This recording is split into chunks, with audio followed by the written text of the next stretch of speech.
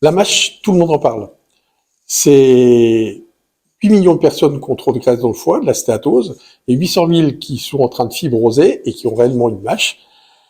Et donc, une association de patients, SOS Hépatite, avec des malades, des journalistes et des médecins, dont moi, Pascal Mella, addictologue et hépatologue à l'hôpital de Saint-Dizier en Haute-Marne, on a décidé de répondre aux questions qu'on se pose pas. On a collégié 134 questions de patients à travers les réseaux sociaux, les groupes de parole, etc. Et pour se rendre compte que régulièrement des patients, à la sortie d'une consultation médicale, n'avaient pas osé poser la question, n'avaient pas leur réponse et revenaient sur les réseaux sociaux pour avoir des réponses. On trouve de tout, n'importe quoi. Donc on a voulu, à partir de ces 134 questions, amener des réponses les plus justes possibles, les plus neutres et les plus drôles, parce qu'on n'est pas là pour pleurer, et de dire, oui, on n'a pas de médicaments, mais aujourd'hui, on sait pertinemment que la réponse, c'est le patient. C'est à lui de trouver son traitement en lui.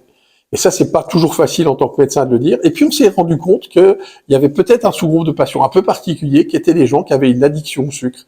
Ils sont 15 à 20%. Pour eux, c'est très compliqué d'abandonner le sucre. On peut pas se contenter d'une ordonnance et de leur dire, il faut arrêter le sucre, il faut que vous maigrissiez. La réponse, elle est ailleurs, elle est dans le comportement et l'indication du médecin et pas forcément l'indication du patient.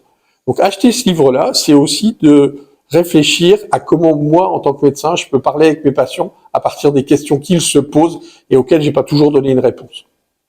Une bonne piste, 134 questions sur la nage.